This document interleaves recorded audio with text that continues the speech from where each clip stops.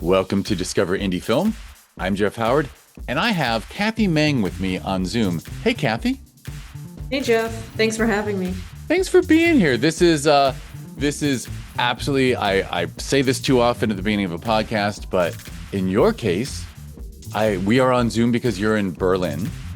Mm-hmm. And if I have to say the country, do I really have to say Berlin, Germany? So you're in Berlin, Germany.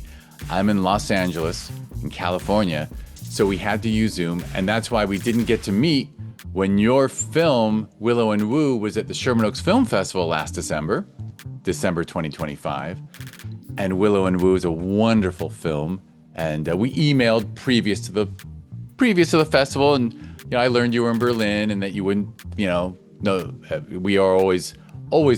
It's not a big deal to us if someone can't attend. We love it when people can attend, but it's not a big deal. So I got to know you a little by email. But that's the wonderful thing about this podcast is filmmakers whose work I truly appreciate. And if we don't get to chat at the festival, I get to make up for it on this podcast. So, yeah, I'm bummed I couldn't come, but here we are. Yeah, and your film was wonderfully appreciated. In fact, Willow and Wu took home the Filmmakers Award for Outstanding Screenplay of a Short Drama. That was for you, Kathy Meng, and your co-writer, Harry Bacon. And Willow and Wu also pulled in the Grand Jury Award for Best Cinematography in a Short. And that's for all shorts.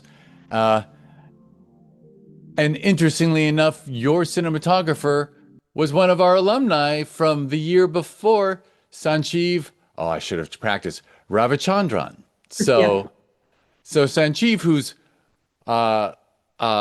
he did the Flat Earther movie. I forget what it was called.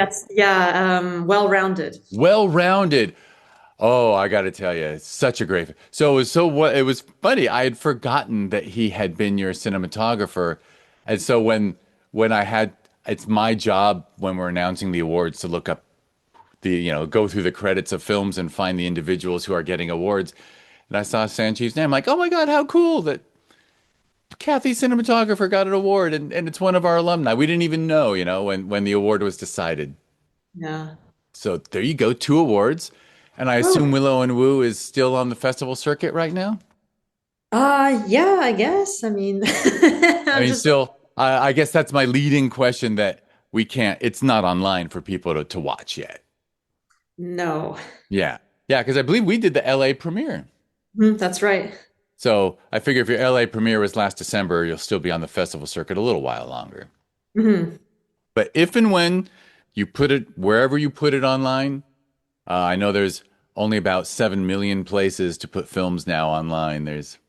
I'm exaggerating, but just let me know and we'll add a link to it in the show notes so that anyone who comes across this podcast in our podcast feed, if they do so a year or 2 from now, and it happens, there'll be a link so they can watch Willow and Wu. Sure. Yeah. Thanks. Excellent.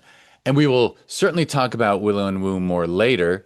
But right now, I'll just get you started with the basic question I ask everybody, which is, you directed and co-wrote this wonderful film, and it's original and creative and definitely just wonderfully made. Just honestly, it's very, very polished in every way. Like it's a very great looking film. The pacing is wonderful. Just so much about it.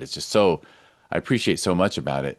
So I'm always curious what got you to this point. So were you a creative kid? Were you always interested in storytelling, or was it photography or writing or drawing? What got you into the creative arts? Yeah, well, I guess it is when I was, I think, around 9 or 10, I went to a lot of painting and drawing classes, which I really enjoyed. I took some Chinese traditional watercolor paintings. And then I guess in high school, I just got really into writing. I was on the school newspaper. Feels weird to talk about high school. It just, Was high school yeah. a tricky time or? Well, isn't it always? I Yeah, mean, yeah, always, always. Well, and by the way, where'd you grow up? for the first 9 years, I was in Beijing. And then from 9 to 18, I was in Massachusetts. So there clearly would have been an adjustment there. Yeah, it's like the world of a difference. I mean, from this very bustling metropolis to, suburbia. Yeah, suburbia of a nice urban center that's not a megalopolis either, right? Like Boston. Living outside No. of Boston, it's not, it's a great city, I guess, Mhm. but it's not like an overwhelming city like LA and New York. Yeah, well, I was even like 1 hour drive from Boston, so it was really, Oh, yeah. the suburbs. Yeah, there's the suburbs and then the exurbs. That's almost Yeah. exurb, I guess. Mm-hmm. Oh, wow. Real big adjustment. Yeah. Hmm. But you had the visual arts background from painting and drawing.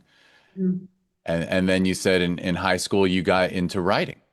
Yeah, so I guess if you marry the images with writing, that's filmmaking. Yeah, yeah. But in high school you didn't write any scripts or start experimenting with cameras yet? I didn't play with cameras or write scripts, but I was writing, I had my op-ed columns. I just wrote stories from my life. There was, I remember I wrote the story about this blizzard storm in Massachusetts, and my mom wasn't home, and I was thinking about the apocalypse. And anyway, I can't believe they let me write that stuff. I can't help but share this. I was like you in high school. I Yeah. was actually on the school paper, and all the other kids on the school paper in high school were jocks and Hmm. whatnot, and cheerleaders, and kids who didn't take. There was like 1 month. It was monthly, not weekly or anything. There was 1 month I wrote every article. Wow. I just Every article. every person was like, "Hey, will you help me with this?" I'm like, "Oh, you want me to just do it?" And they're like, "Yeah, do it." Like everyone, I did everyone's assignment for Wow. that month, and I got to do and then my job was the op-ed, so I would actually write my op-ed where I guess got to spout my teenage opinions. That's generous of you. I mean, why were the jocks on the writing team? What? Well, it was a small high school, and I guess it was just an elective, and I was there because I loved writing, and they were there because it would be chill and fun, and they could just hang out and talk. Yeah, the newspaper room. The news, but it sounds like so you were doing the op-eds, and yeah, there was that. Were you referencing that huge ice storm in like the early 90s? Wasn't there a really cold storm? Or is that Oh, too old a that's too reference? early. Yeah, Uh, that's before your time.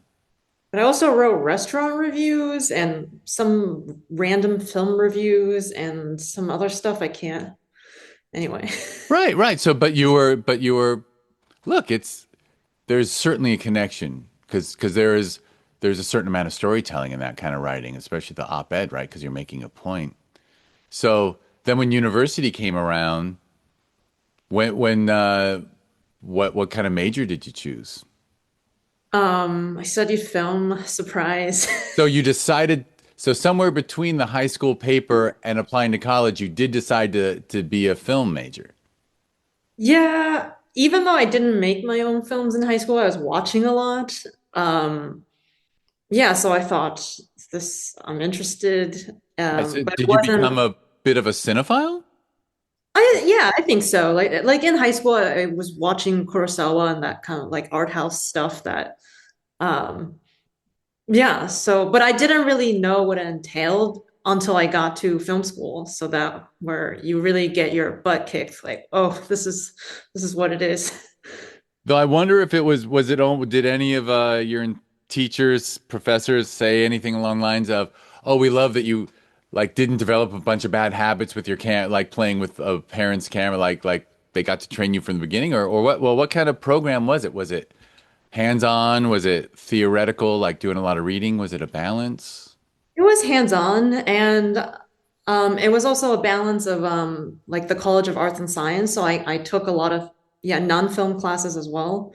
But pretty much the first year it was more theory and history, and then from second to fourth year you were already making your own films in New York, which is I think a big jump for anyone. Just suddenly you're making your own indie film in New York, and Yeah. Well, do you want to name the school? yeah, I went to New York University. NYU. Yeah. I mean, my right, Willow and Wu. Well, did you make it there? No, no, Okay, it was after. Sorry, yeah. I jumped ahead. Somehow I knew you had an NYU connection and that you were being modest by not naming it. But so at NYU, right, you're making independent films and here you are living in Manhattan. So that was like all of a sudden you went from Beijing to rural Massachusetts, then back to North America's biggest city. Right. Yeah. Such a unique experience, I think, to go to a school like NYU that's right there in the heart of a right? Like schools, classes and dorms are in tall Yeah, buildings. you're just in the city. And I knew a lot of students from freshman year who couldn't take it anymore. It's a lot. I mean, you're 18, suddenly you're in the middle of this, yeah, this like mega city. I mean, Yeah. Yeah, no more late night runs, in driving around the countryside. yeah, or campus with a lawn with, fences and stuff. That's not, That's true. That's true. Oh my God. Yeah, those yeah, picturesque, beautiful campuses. Like I could name a couple, but yeah, it's very different, but very cool. yeah, I guess so. Yeah. So was it kind of an overwhelming like you're like I was just focusing on my schoolwork and making films for obviously uh did you have the directing emphasis or writing emphasis or Yeah, directing emphasis.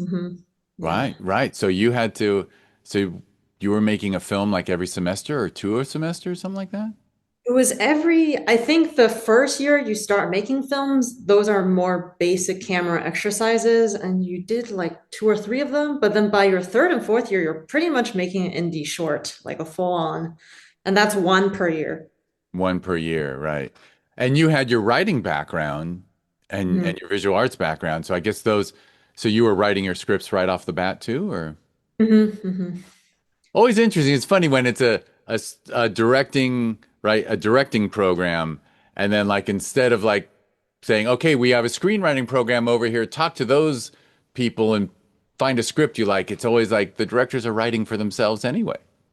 Yeah. Well, on Will and Wu, I did partner with my co-writer Harry, so he helped a lot. True, true. And was it equally fun and taxing this program? Like, Yeah, for sure taxing because on the weekends I was on a lot of student shoots, some were traveling and yeah, it was taking up a lot of time and then the College of Arts and Science professors didn't understand and they had policies if you missed one or two classes, they could drop a letter grade. And I had to write this letter explaining like I really need to shoot my thesis and then they understood, but it was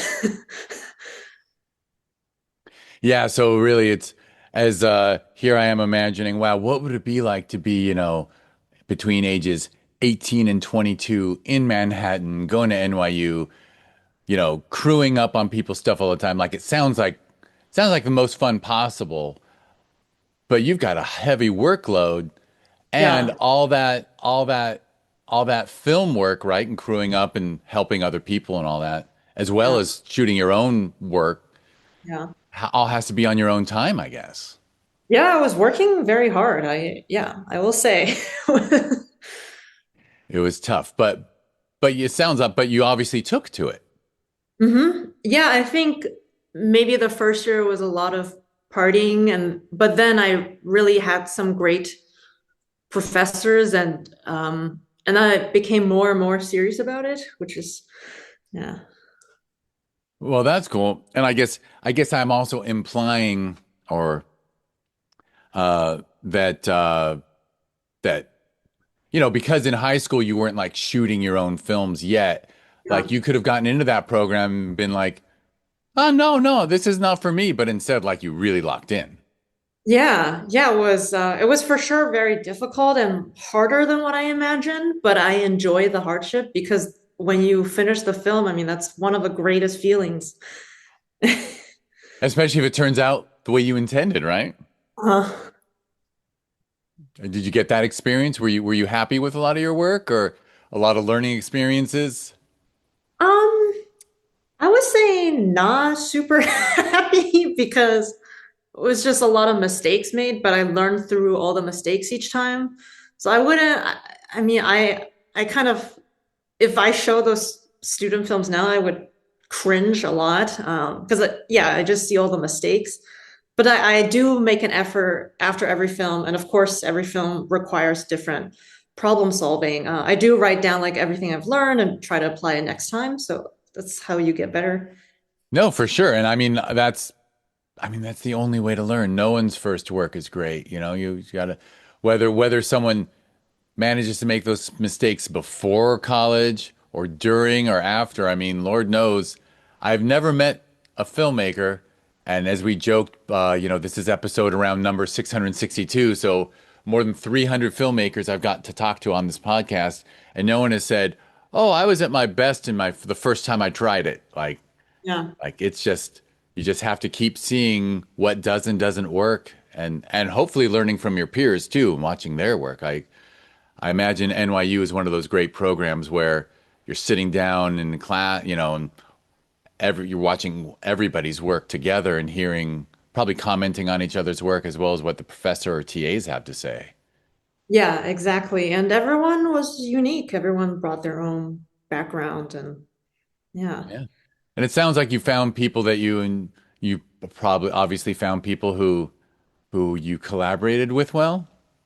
Yeah, I mean, I met Sancheev at NYU. I met Harry, my co-writer. We lived in the same dorm freshman year. Um, yeah, I think a lot of good friends as well. Yeah, that's so great. So cool. All right, well, and you're not too proud of those films, but there was a thesis film, I assume, right?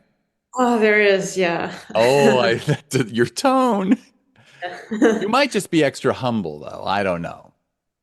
Yeah, it's not bad, but I just see all the mistakes and Right. No, it's look, that is one of the rules of the game is filmmakers, whenever you watch your own work, you see everything you wanted to do differently. yeah, that's also a great movie, Rules of the Game. That's For sure, for sure. All right, so then you anything notable before we move beyond the NYU years? notable about. Like there's a thesis film and you sit down and watch that in an auditorium with I assume there's a NYU has a pretty good screening room. Yeah, they have multiple screening rooms. And I did get to intern at a number of cool companies, which is the benefit of being in New York. So I interned for A24, which is huge now. But when I was in their office, it was when they would just produce their first movie, which was Moonlight, and it's a hit. So that was really exciting. And I learned a lot through those experiences. Yeah. That's amazing. That's wonderful. I'm so glad you mentioned it. Yeah, Uh, to most people don't even think of when A24 was a small office in New York, just with an idea that like maybe we can make some some some high quality stuff that can still get to audiences because yeah. Yeah. Well, they're still in the same office, so. wow, awesome. That's a great internship. Hmm. Hmm. So after graduation, what came next? Oh, I was working as an assistant to a very nice producer named Brandon Milbright, and then I interned for some other producers and worked in programming for Tribeca Film Festival and worked on sets, just a bunch of mixed stuff. But I did that for a couple of years and it was very unstable.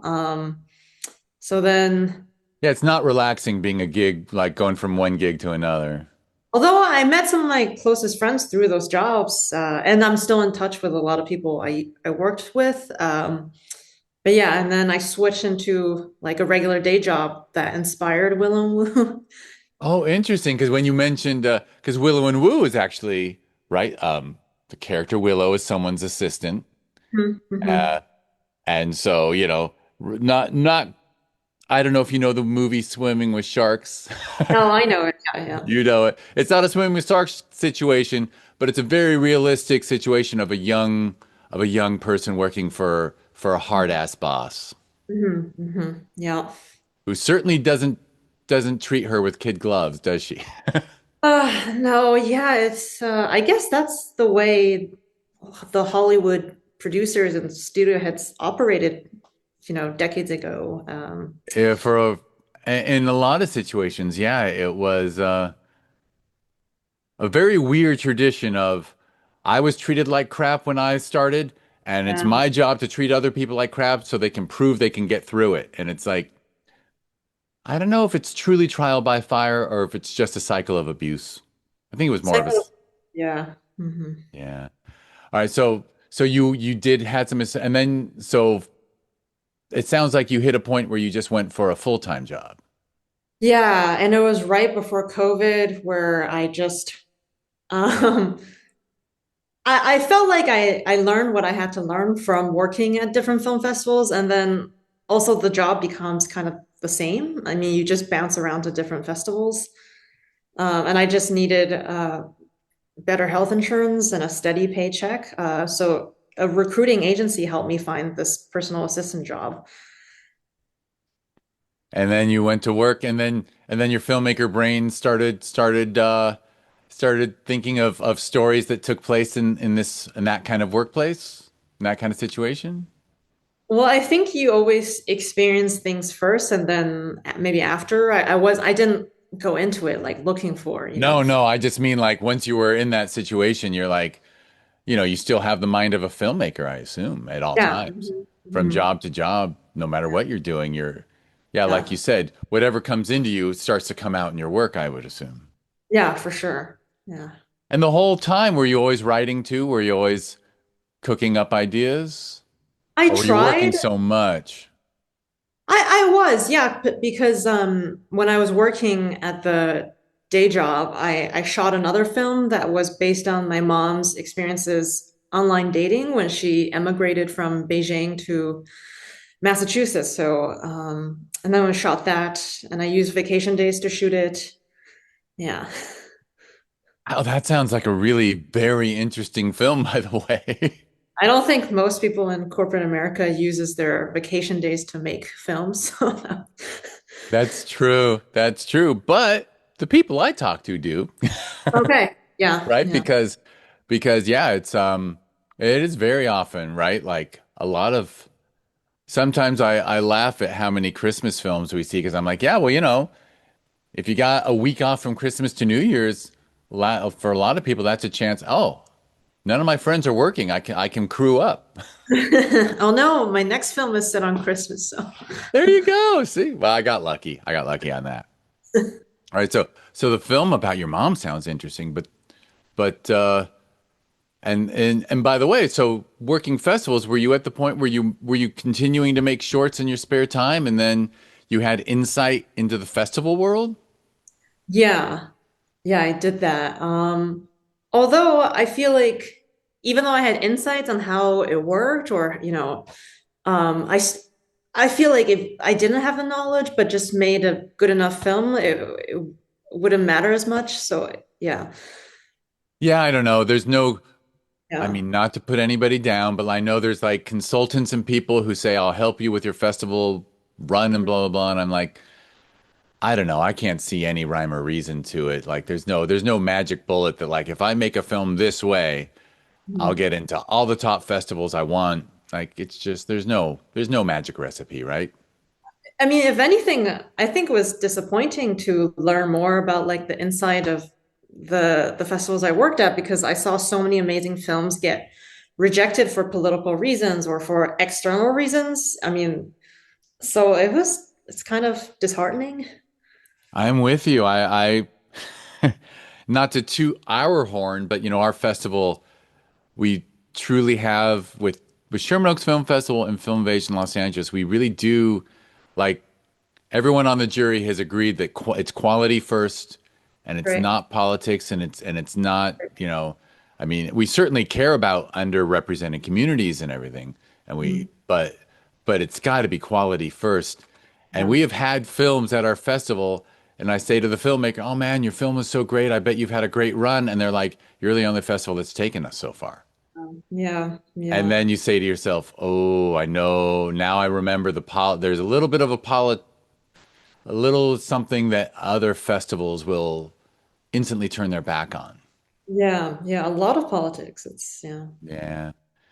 Yeah. Well, I won't dive too far into that unless you want to. But interesting that yeah, and you were obviously working at some big, I mean, Tribeca and others, it's very big, but yeah, actually it's one of the reasons why I don't a long time ago I stopped attending the really big like every time I went to Sundance, I liked the films at the satellite festivals more than the official Sundance films because the Yeah. official Sundance films were clearly getting in for non-quality reasons. I hear you. Yeah. And then Yeah. you'd go, over to Slam Dance or this dance or that dance, and you'd be like, So "Oh, many these things. are more fun. I actually enjoy watching these." Well, there's rain dance, sun dance, slam dance. Are there other dances that are Yeah, I know. is the Rain, film? Sun, Slam, and then yeah, I don't know. Heck, and then they even did yeah, for sure, for sure. Would you Uh, consider changing Sherman dance? Just kidding. I was gonna joke that maybe someone should do one out in the California desert called Sand Dance Okay, because you got nice. rain. Well, we don't have sleet. There's no snow. Okay, Actually, yeah. You know, dance. where's so snowy that we should have snow dance? I don't know. Just all a coincidence that it started with Sundance. So I think funny. it's Park City. That should be snow dance, not sun dance. Yeah, I know.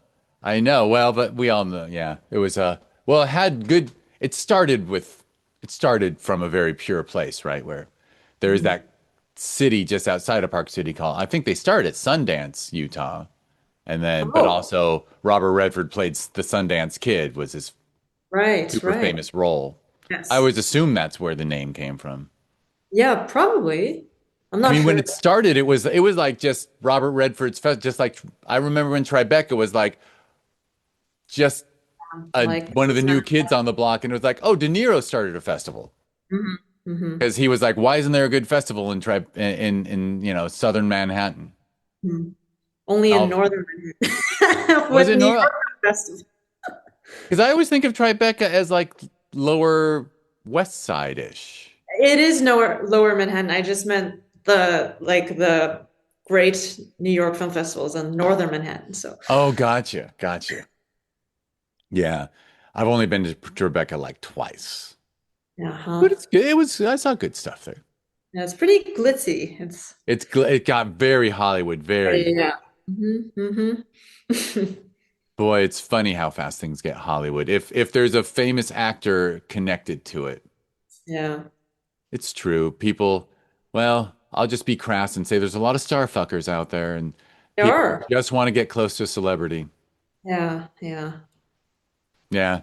For those who I'm the only one on with you on Zoom, so I can see if you saw Kathy's facial expression when we talked about people who just want to be close to celebrity, you find it as distasteful as I do. Yeah. All right, well, so I think we left off with your story with you working full time and getting your health insurance going, and then personal assistanting, and is that the period when you wrote, or did you start Willow and Wu by yourself, or did it come with collaboration with Harry Bacon, or when was the germ of the idea popping up? I think probably wrote it after I stopped working at the day job and Harry is a great friend and he's always given me script notes. I think I remember biking to his apartment in Brooklyn and just pitching him this idea. Um, and he immediately loved it. And I felt my last film, um, what could have improved was writing.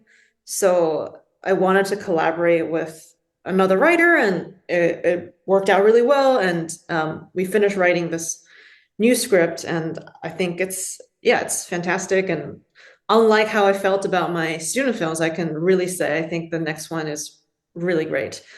Oh, excellent, excellent. And the one before Willow, was that the one, The mom, the yeah, mom one, the mom dating? yeah. So when you look back on that one, what your reaction was? you wish the story was fleshed out more, or Yeah, I think the mistakes could have been fixed in the writing before you start spending all this money on producing. It just goes back to the script always. It's crazy gotcha, because when you change the script, it doesn't cost you anything. Just cut a line, cut this, and right? And once you've produced enough things as you know, as your own producer, then you also look at that script, you're like, oh, if I change this, I'm actually making things a lot more accessible and less ex like you can adjust the budget on the page. right. Yeah, exactly. And yeah, for sure. And Lord knows everyone has to do that when it's an indie film. Hmm. So it sound how long did you were you writing Willow and Wu? Um, I think a couple of months with Harry, and we had a very organic, like he would do a draft, I would do a draft, and we would go back and forth. Um, and I have to say for Will and Woo, there were a lot of fun stuff we wrote that we couldn't shoot because it didn't move the story along, or but if there was a feature version, like I love the some of the extra stuff we wrote that we cut out. Um, Right. So actually, so the script was a bit longer, and then you tightened it up for production, I guess. yeah. And did you know pretty early on that okay, this is good. I'm going to shoot this. Yeah, I think so. And I just feel differently collaborating with Harry than stuff I've written alone and then directed because I feel like Harry has strong suits. I mean, he did study screenwriting, so he's really like a writer's writer. Yeah, yeah. So I totally get it, right? Because yeah, if you're sitting alone writing and you're not Yeah. bouncing ideas off someone, when do you decide it's good enough, right? Whereas Yeah, whereas if you're collaborating and trading drafts and everything, you can turn to another person and go, I think we're ready. yeah, exactly. Yeah. And then it sounds like one part of your personality that's very good is that you make friends and keep them. So that when you're crewing up, What? did you have a nice roster of people you knew and trusted? Well, I don't know. Is that a personality thing or is I that don't, like, is I don't that know. Some people, well, if you're a jerk, you can't do that. true? Well, But they do have friends who are just jerk friends. well, either way, when it came time to make the film, I assume you mostly used people you knew. Yeah, so Sancheev, who was also a good friend, yeah, and the producers I had been friends with before. Um, yeah, so I would say maybe half the people I work with I knew before, then the half are new, and the new ones were great. Because sometimes you work with new people, it doesn't work out, but this time was really it was great. That's great. So it sounds like a lot of pieces fell together just wonderfully. Yeah, Will and Woo is my fourth film, and it was the smoothest production, really. I mean, And when you say fourth since the thesis, fourth since finishing school, or fourth including some of the one fourth, including the thesis. fourth, right? So there's the thesis, and then two more, and then Willow and Woo is where you really hit it. It sounds like, am I wrong to say like you kind of really hit your filmmaking stride with Willow and Woo? Yeah, I think so. That's accurate. Excellent. So sounds like also it was a good shooting experience, good production. Was it on the quick side, or did you have some time? It was quick and it was smooth and efficient. I have to give credit to the producers, Sam Stula and Jenna Yo for that because they really handled everything. I mean, also Sam, the producer, was driving the truck as well, and I mean, he did so much line producing and pre-production. So yeah, Well, it sounds like you had the luxury of turning to trusted friends who you knew were quality producers, which that's a big deal, right? To not have to pay attention to all that producer. yeah, yeah, yeah. That's the producer, man. I A always feel lot. bad for someone who is producing while directing because you're being pulled in a million directions as a director alone, let alone as a director and producer. Yeah, it's a lot. It's a different mindsets. So And you are shooting in New York, which can't be the most relaxing thing. This time it was. Previously it was not relaxing, but this time, and honestly, it was smooth because we really had two main characters. So once we found the two leads, it was like that's most of it. And then we had the park scene, which is like free public park space. And and then I guess big part of a budget and challenge was finding this townhouse that could look convincing to be this like CEO's home. So that was probably the challenge, but otherwise it was okay. Or I Oh, don't know, maybe because of the previous New York shoots, it's prepared me for this where I'm like, okay, I've seen what can happen in New York and this is fine. for sure, for sure. Well, let's bright like New York, Los Angeles. There's some cities where, an indie film can walk into I mean, in your case, you don't have bars and restaurants, but you walk in and you're like, hey, we just want to shoot here for like half an hour. And they go, cool, yeah, give us $5,000. Whereas, whenever I talk to the people who like went home to Idaho to shoot a feature, they're like, oh, every business on Main Street was like, you can use our place for free, but can we watch? Oh, that's nice. Yeah, yeah, that's definitely the previous experience in New York for sure. I mean, people are so, what's the word? Like, people are so savvy with money making and They're savvy, and because there's so much production there, right? And it's network television and Hollywood productions, if yeah, they just picture 200 people rushing through their business, scraping all the floors and everything, and they're like, no, we got to get compensated. yeah. And they don't realize that you are going to come in and treat their location with respect and have Yeah. a tight, smart, dedicated crew. Yeah, it's very different. Well, I found that the like homeowners, like if you're trying to shoot in an apartment, the homeowners don't really know how much people and equipment is involved with a film shoot, but businesses, they definitely do. Yeah. And by the way, I do want to say bravo on that. I mean, you really did find wonderful locations Oh, good, good. because the Wu household definitely definitely feels well out of reach of the average person. Right. I'm glad to hear that. Yeah. Yeah. Yeah, and then and it's real oh, you know what you well, besides being inspired by previous work situations, Mhm. I mean, there's more to the story. I didn't actually get ask you like, what other inspirations were for the story because it's a really there's so much to appreciate about Willow and Wu, and I don't even think this is a spoiler to say that, it's a young person spending the day with someone basically in their parents' generation, Mhm. but they don't know each other, and it's sort of, like Willow gets assigned to the husband for the day with a specific task, and seeing them get to know each other and seeing that relation, like, and it really blossoming, it's kind of unique. I was just curious if there were extra inspirations for that, or if it was just you and Harry bouncing ideas.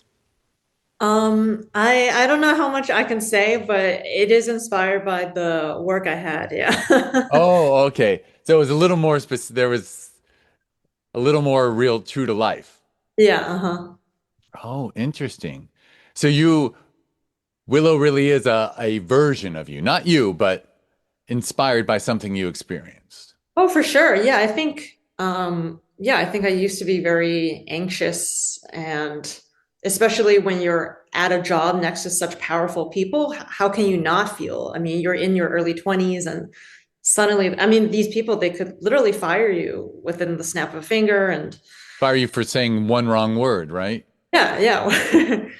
So yeah, it was totally a nervous wreck, I think, when I had this job and but it was also a good learning lesson. Just yeah.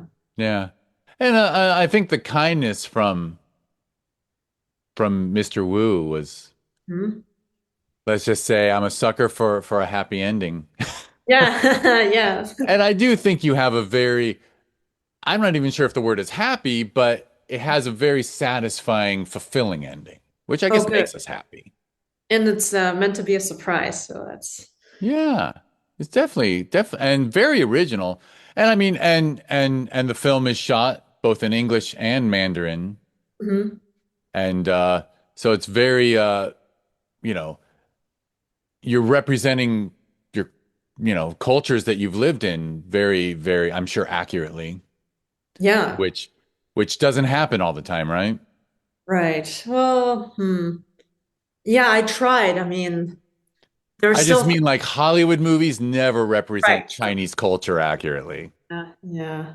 It's always, well, I can say this as a white guy. It's always like a white guy's impression of what people will, want to see. Right. Um, Well, I and see this in European cinema too. It's yeah, yeah, for sure. And I have to admit that, or sh I should share, like, as a festival runner, running two festivals, there is a really significant influx of young people from China going to film school and then telling stories, their own stories. And it really does put that appropriation to shame. yeah, yeah. Yeah, I've heard that too. Yeah. From all over the country, too. Like just last month on this podcast, I had a wonderful team from Atlanta. Uh-huh.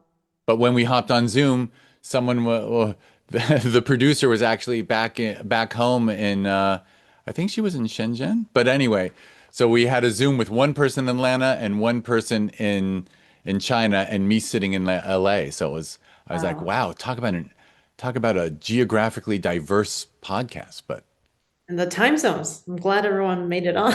I know, I think it was the crack of dawn in China for sure. My goodness. But yeah, so Willow and Wu really did, and then it sounds like with two quality producers was post a, sometimes post is a challenge because you've got to make up for things that you didn't think of in advance. But it sounds like, am I wrong to assume that you had a good post, nice smooth post production period? Yeah, I think it was pretty smooth in that as long as we don't have to do reshoots, it's good. And I always feel the rough cut. I'm like, oh God, this is terrible. But then it gets better. And I also had a really great editor, Rami Laflamme, and yeah, she was great. So, and editing's so fun. You can just make random stuff happen. We could like Mr. Wu didn't have to sing West Side Story at the end. We tried, he could be sing Eminem and that. Yeah. And yeah, editing actually is so interesting. It's so interesting how much you can change and pull shots from one scene and use it completely not as intended, and it will just work. Yeah, yeah. If anything, I guess we needed more voice recording because the audio from Wu singing on set, it was because it was in this loud park and so many people running, biking. You can't hear it well, and also where we cut, just the singing would sound awkward. So all the singing at the end is completely re-recorded. Right, all ADR. Well, Yeah, right, exterior day makes your cinematographer Sancheev really happy and yeah, makes your sound person really miserable yeah, yeah. Oh yeah, they were. Yeah, she was. Yeah. No. because Lord knows exterior day, oh, it makes life so much easier in so many ways. And you learn things just to because apparently the park we shot at was beautiful, mostly worked out, except had no idea it was near a helicopter launch pad. So my sound mixer Maria was like, "Ugh, let."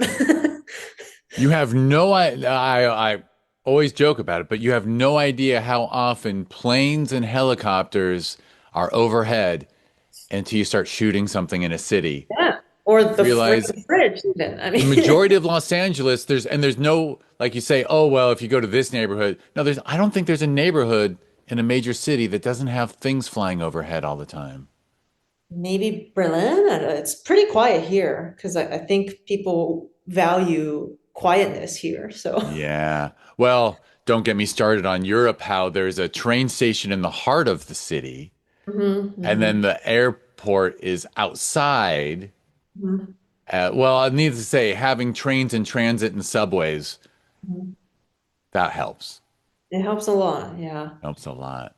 Although New York has a lot of subway, but I mean, Manhattan's so dense, and I bet, you know, there's helicopters in the air at all times. Oh yeah. Oh, it's crazy. I mean, New York, that's just the noise pollution is, I don't know how people are not driven crazy. Well, I guess they are. I Yeah, mean, that would be one a funny test for a psychological researcher to be like, okay, we'll take angry New Yorkers who yell at everyone they see out all the time, and then we'll put them in a quiet environment for a week, and then see what their personality's like. Because who I'm knows? sure it will. It's just even the sirens in New York. Wow. That's true. I'm using it once. We traded apartments with someone. My apartment in LA with a friend of a friend who had an apartment in New York. And this guy was like on the 45th floor of a building. And you find out you go up that high, and all of a sudden you can't hear the street anymore and it's quiet. Wow. And I'm like, wow, I've never been in a quiet apartment in Manhattan before. 45th floor. My gosh. Yeah, he was rich. It's always Wow. nice to trade apartments with someone better off than you. Yeah. Although, anyway, Yeah. I guess, did you do some apartment sitting too when you were an assistant? did I do apartment sitting? I don't know. It's a dumb question. We can move back. So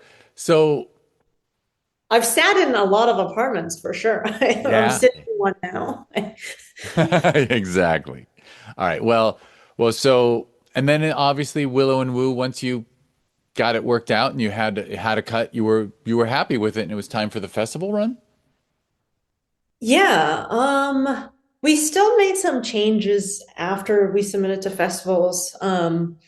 Was mostly trimming down, but it was pretty easy fixes. So I feel like other than the audio stuff, it was editing was smooth. Yeah, So actually you found you decided to tighten it up a little, which is got tighten up more. And yeah.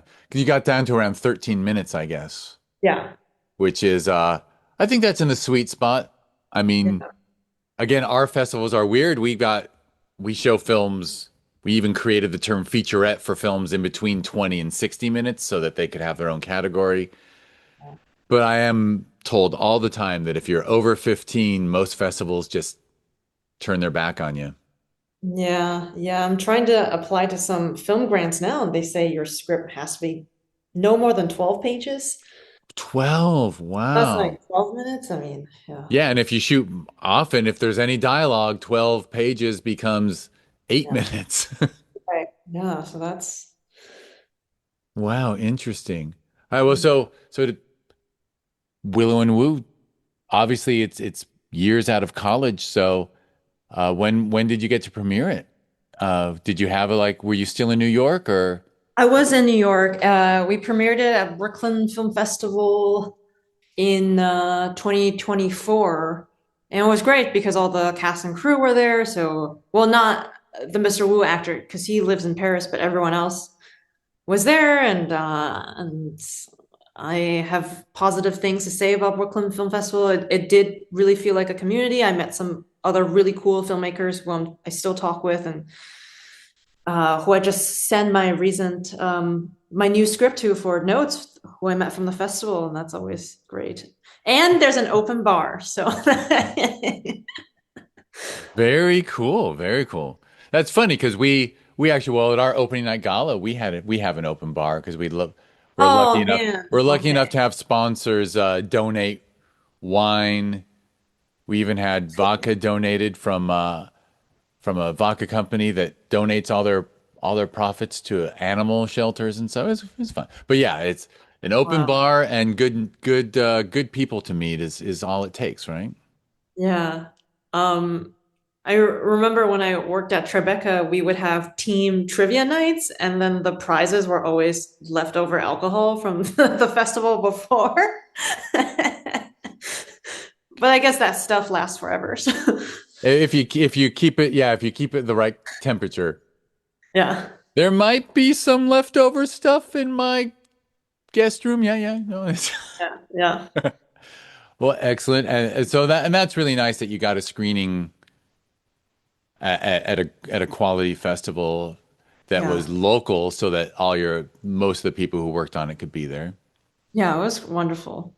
And then was it off to the races? Just did you apply to a lot of festivals, or were you being a little choosy?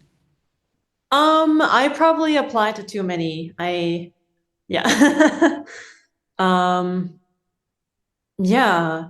I guess I'm surprised it didn't get into more Asian American festivals, like the ones I thought it would, that I had played at previously. So, um, yeah, I suppose I don't think Will and Wu is a story about like being Chinese or Chinese American is not the centerpiece of it. It's more, I'd like to think it's more well-rounded. So, Yeah, yeah. I mean, obviously there's cultural subtext, right. but it's actually not specifically like your film. It's not like the film Yeah. inspired by your mom's dating, where it was like what it's like to date in a new country. Yeah. Yeah, it doesn't focus on it. So interesting. So some of those festivals actually didn't embrace it, which is funny because Yeah. it absolutely does represent the culture wonderfully and Yeah. different generations of the culture. Yeah. Well, thank you. I guess in the past, when I've gone to the other more Asian American themed festivals, um, I think the stories are perhaps more dealing with overt racism or more maybe more obvious. Yeah, well, hey, I can't, none of us can speak to what festival programmers are looking for. Yeah. You never know. But still, you applied to a bunch and obviously you had a nice run. Hmm. And Yeah. are you just there's a few more you're waiting on, I guess? A few more. I can't remember now because I applied a month ago, but well, Sancheev told me to apply to Sherman Oaks, and one in the future I will make it 1 year. But we ended up picking up some awards as well, so that was really nice and unexpected.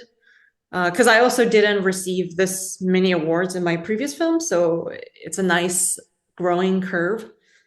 Yeah, and nice that you were happier with it. It sounds like you were Yeah. definitely happier with it. And then to get those awards, it's almost backs up that you were right. Yeah. You really reached you got the quality that you were after. Yeah, yeah. Well, to be fair, I really liked the first film I made after NYU, and that one got into nowhere, but I still think that one's like one of the better ones. And so you never know. Really? Yeah. Well, heck, at Sherman Oaks, we don't have a rule. It doesn't have to be the most recent thing if Oh, okay. Well, you want to use your alumni discount and submit it so that you can attend, next year. Feel free. okay, great. Got Yeah, it. or the sister festival Film Vision LA, up to you. Yeah. Lord, you know. Well, so anyway, it's funny. I was about to say we haven't even gotten to why you moved to Berlin, but I guess we're still wrapping up the Willow and Wu experience. Hmm. But Hmm. but you're almost at the point where Willow and Wu, isn't it always interesting to make like an indie short and do the festival run, and then I guess you do have to decide, if you put it online or you don't, or does it join like, one of those YouTube channels that aggregates films or not? I assume, are you debating all that? Yeah, I met some French Chinese sales agents who are trying to distribute the film in France, and then yeah, I guess I'll see if it gets into a few more festivals, but if not, then I guess it stops and I'll decide then. Yeah, yeah. It's All just right. milk as much as I can from the festival. Yeah. Yeah, why not? If you can. And so now should I get to, because if you explained it to me before by email, I can't remember. But so what pulled you out to Berlin? Because I remember, when you let us know that you wouldn't be able to attend in person, I think you said I'm out I just moved, you had just moved to Berlin, right? Mhm. So that's a pretty big move from New York to Berlin.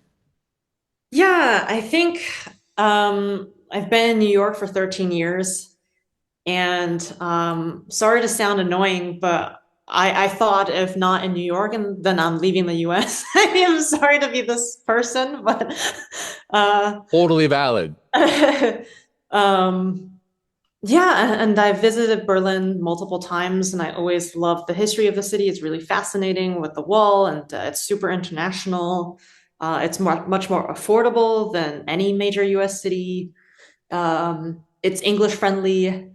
So, yeah, and I was applying for new jobs around the time, and wasn't getting anything or any good offers, and it felt like a sign to just leave. Yeah, and I guess because I grew up in China for 9 years, so I'm not like brainwashed into like America's best country. And like, I think a lot of people in the US, I mean, who haven't traveled much would think like, what do you mean America's like the best? And yeah, and I'm not. People who have not experienced, people who have not traveled Yeah.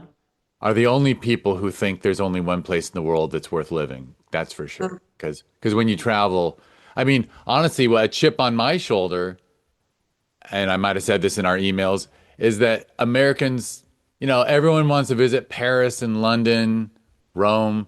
And I say to everybody, like, why aren't you going to Berlin? Berlin is like one of the greatest capitals in all of Europe, and it's actually in the center of Europe. Like everyone thinks it's out. Maybe my generation thinks it's out east because I grew up in the time when there Hmm. was actually a wall Right. right Yep. down the middle of Europe. Yeah. But yeah, there is actually nothing I love more than sitting in a cafe in a Potsdamer Yeah. Platz or something, and Yes. like looking at the artwork that represents where the wall was, Yeah. Yeah. and you're Yeah. literally sitting there going, there were once people with guns on both sides of this wall, Yes. and Yes. now it's a beautiful neighborhood. Yeah, my apartment is actually near where the wall was. We're just on the. I would be in former East Berlin, but like just on the border, and I'm super near the Spree as well. So then every time I walk to the grocery store, there are these memorials about like these teenagers were playing here, decades ago, and they were shot here. And I appreciate how many memorials there are because history is important. I like what just this effort to really, everywhere in Berlin. I think, yeah, Oh, I completely agree about that. There's nothing more touching to me than all the memorials, and that is something. Obviously, World War II was a really big deal, but the German culture, I think, is one of the most mature about for sure. Yeah. owning tragedy, owning cruelty, owning it, and needless to say, in America, we pretend we've never done anything wrong ever, Ugh. and it's bullshit and reflects very poorly on us, those who, you know, we Yeah. have we have helped people now and then, but boy, I don't get me on the soapbox about Yeah. the people who haven't traveled and haven't learned how the rest of the world lives and thinks because I whatever. The From US Mr. Wu to World War II. for sure. But so actually so your choice to move to Berlin was really almost a fresh start. Fresh start, yeah. And I've always wanted to live in Europe, and I thought, I don't have kids yet. I mean, now's the time to do something. And I Yeah. mean, you are talk about a citizen of the world. 9 years in Beijing, X years in Boston, and then whatever, I think you might have said 13 in New York, and now Yeah. Berlin, like Yeah. it's almost like you have a timer in your mind, and around a decade per city, you're just going to keep moving. Well, we'll see. I mean, things change, but it's unpredictable what the world will look like then. And I also studied abroad in Argentina, so I felt like I'm really happy I got a chance to live in South America. And yeah. Yeah, that's fantastic. That's really interesting. When did you get to be in Argentina? It was, I think, 2014 or 2015, my sophomore year of college. Yeah, because they have NYU has a campus down there, and Oh, so you did a semester abroad. yeah, just tangled all day, ate.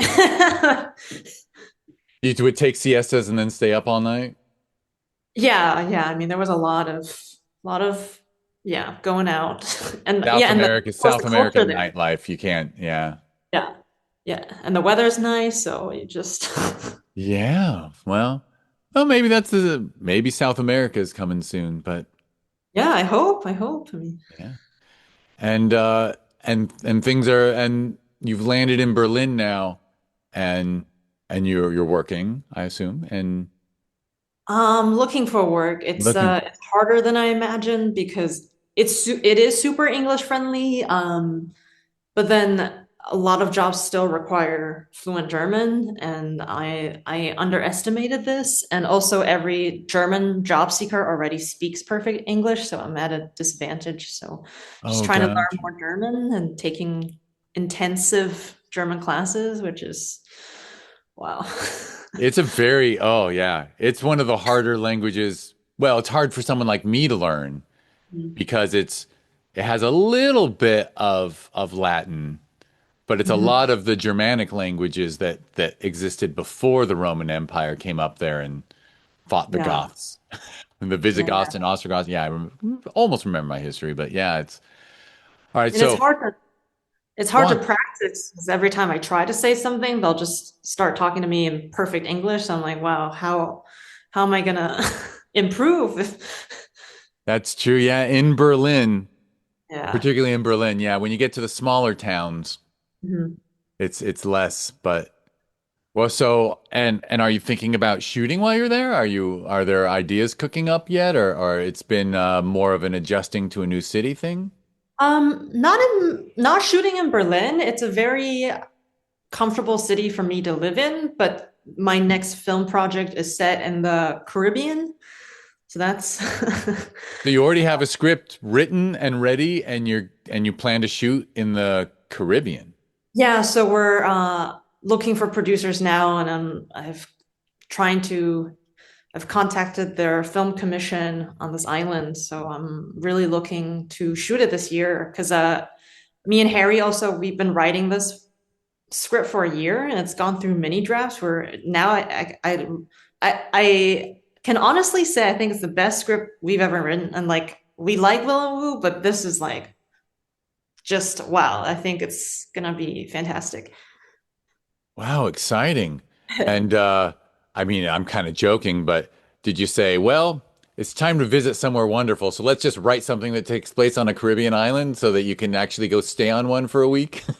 No, no, it's based on my actual experience visiting this island Oh, almost okay. every year and like forming a community there as well. So it's all, I mean, of course, it is gorgeous. It is like amazing to be there, but it's all just inspired by like the amount of time I spent there and the people I've met and the Right, local right. culture as well.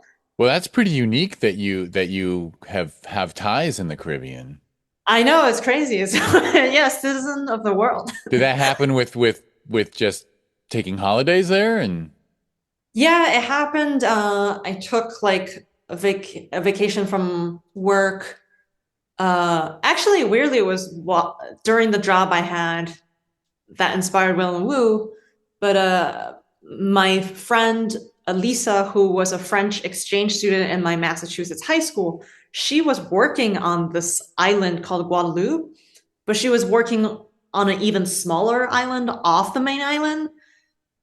So she invited me to come, and she's very adventurous. Like I think she's like sailing now. She teaches windsurfing, and so when she invited me, I was like, of course I'll come. But I didn't know anything about Guadeloupe, and I went there, and we had to take another ferry boat to her island, and it was really somewhere where, even daytime, nighttime, you go, it just the beaches could be empty. You're just in pure nature. I mean, there are a few places now I think you can experience this. Um, yeah, and I just loved it. And I met her friends and who were very welcoming. Uh, and I felt they really accepted me for who I am. And I just really loved the place. And I thought it'd be so great to shoot a movie here. And I've visited like at least 3 or 4 times since she first invited me. Um, yeah, and she like introduced me to so many people who are, yeah, just kind of island, like a lot of people who are sailing or people who are just like also traveling a lot or yeah. it's French Caribbean. It's a French Yes. island because you Uh-huh. said your friend was French. And that is Yeah. it. It's so cool to think. I mean, I think a lot of people don't. Maybe most people don't know, but yeah, there's islands that are U.S. Caribbean, Hmm. and there's French Caribbean, and there's Dutch British Caribbean. Caribbean, There's even, and I didn't realize Saint Bart's used to be like Swedish. So, yeah, and then and there, like, yeah, there's Dutch Caribbean, and then of course there's the islands that are, you know, um, mostly escaped slaves. Like slavery yeah. was huge in the Caribbean, which is really shameful. Yeah, Mhm. Yeah. it's a really fascinating place. Yeah. Yeah. So I'm hoping to make it this year and I'm super pumped for that. And the script is in Chinese, French, and English. Right. So you made something in two. You've been using two languages. It's time for three. Yeah, yeah. We thought we could cram in a fourth one, which is the Creole they speak in Guadeloupe, but couldn't cram that one in. You'll be. I guess this means you'll have very active closed captions and Yeah. subtitles. Yeah, actually, that's a good thing to think about now. So I think we did budget for subtitling, so Yeah. I mean, I only say it because I think you probably know from emails you've gotten, but what we started we just last month, actually 2 weekends ago, weekend before last, we held the first Film Invasion Lima in Lima, wow, Peru. cool. And it was a little challenge making sure that all the filmmaker, there'd be a film from Sweden with English Yeah. subtitles. They're like, we need Spanish subtitles. Mhm. And then that makes it really tricky because if a film is, you know what I mean? Like, Yeah. So did so a lot of filmmakers just ask their editors to recreate it, or they just added it, or we ended up honestly having to use a lot of AI, yeah. built-in Vimeo AI tools that you get, and then it screws up the timing and the language. Ugh. And then you use the AI generated English subtitles to create Spanish, and then you have another level of bad computer translation. and Oh and gosh. then there was one of the festival runners based in Lima is a rock star. Thank you, Mhm. Pilar. Pilar is a rock star. Would sit down and actually rewrite a lot of the subtitles in the VTT or SRT file just to make it better for the audience, the local audience. Wow. Because obviously, one of the funny challenges is if something's in English and the subtitles are off, a lot of the South Americans, can pick up the English all right. Right. But if it's a Swedish film, Yeah, no. What's going on? there was Swedish, there was Hungarian, there was French, and all of a sudden it's like the subtitles need to be right. So Oh, wow. So Pilar, did he have all the editing software? Because I couldn't because we had a Willow and Wu showing in Paris, but then I didn't know because I had the hard drives in Berlin. I don't have she was editing an Avid. I don't have that on my computer. I just couldn't go into the files, so I couldn't come up with the subtitle files either.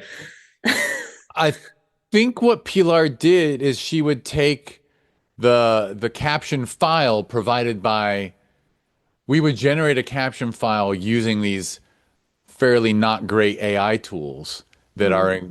included with an expensive Vimeo account. And then she would take that text file and that had all the time codes and then fix them. But then I think they might have pulled those files into Adobe Premiere to burn the captions in to the Wow. screener for the festival. Yeah. And then obviously you start noticing the timing slipping and then Mm. manually adjusting like the timing and stuff. I just honestly, I said, for the amount of work that she did for that, I said, I think you Wow. actually have to start a little side business Yeah. where if people don't take care of their own subtitles, you'll charge them whatever, Yeah.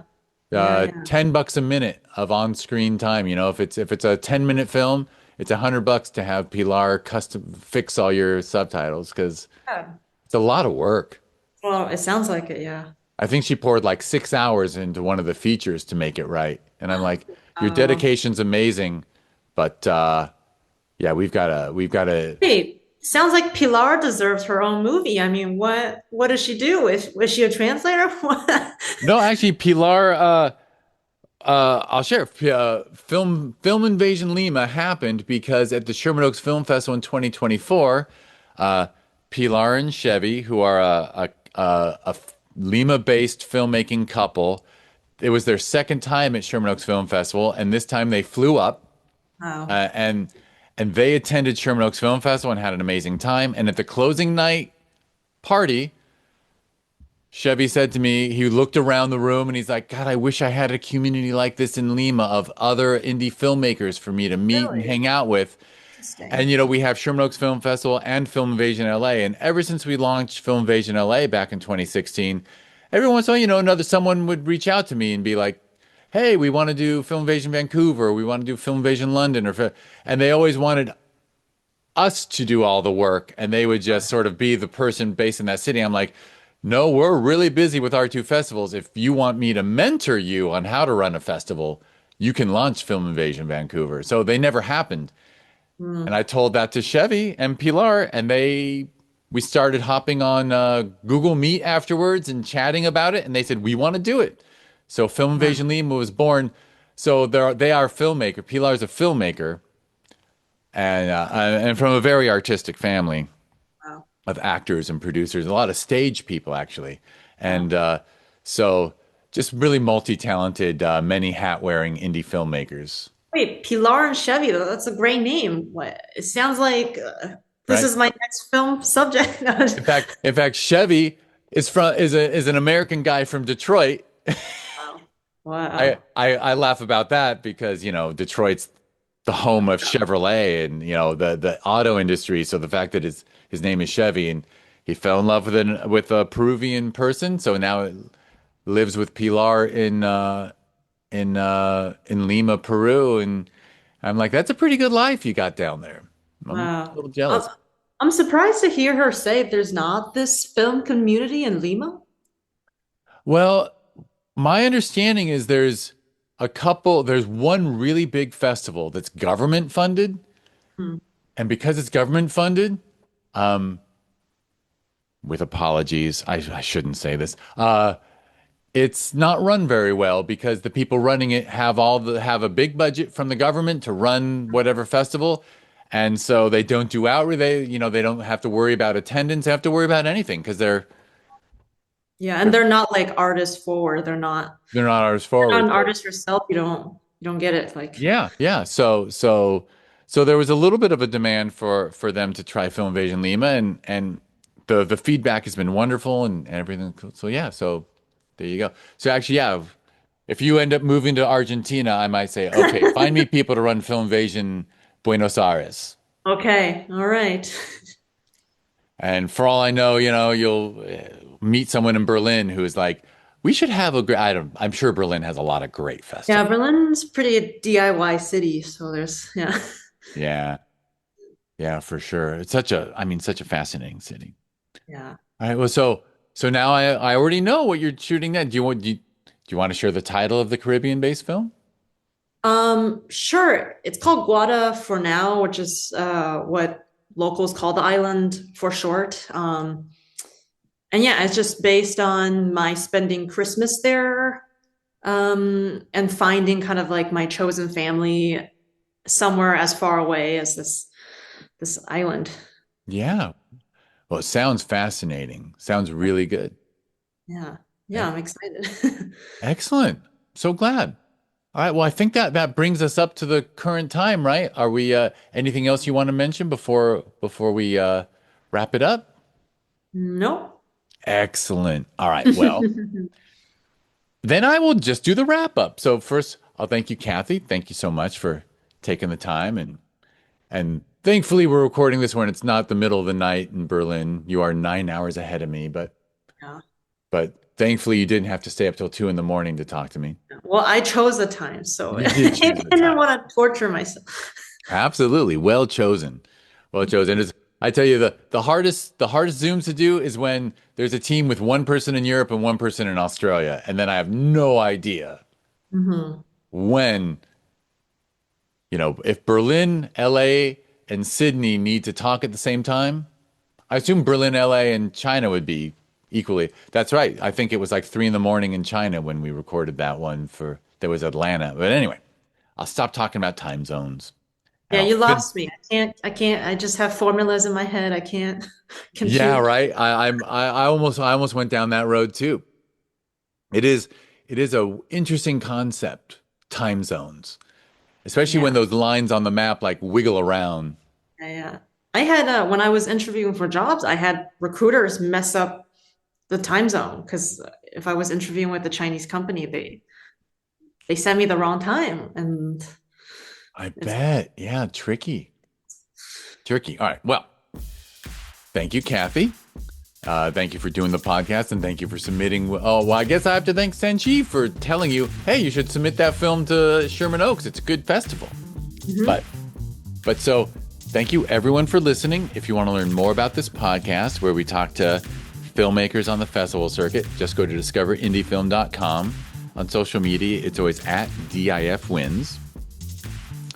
If you change that .com to .org, if you go to discoverindiefilm.org, that is the nonprofit that runs both festivals I mentioned, Sherman Oaks Film Festival that we hold every December, Film Invasion Los Angeles that we hold every June, and those two are sister festivals, and you can get all the information you want about them at discoverindiefilm.org.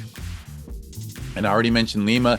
Actually, the Lima website is cooked into the Film Invasion LA website. We thought, let's stay conservative. We don't have to start a whole nother website. So now if you go to filminvasionla.com, there's a FI LA and an FI Lima tab at the top, which finally we got smart.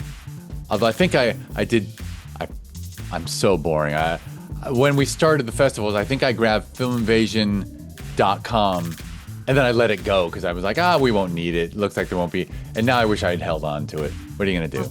What's filminvasion.com? Is that like a review website now? I don't know. I think somebody is holding it and not using it. I'll have to check again. But I should have held on to it, right? Because then it could be like LA, Lima. Who knows what the next city will be?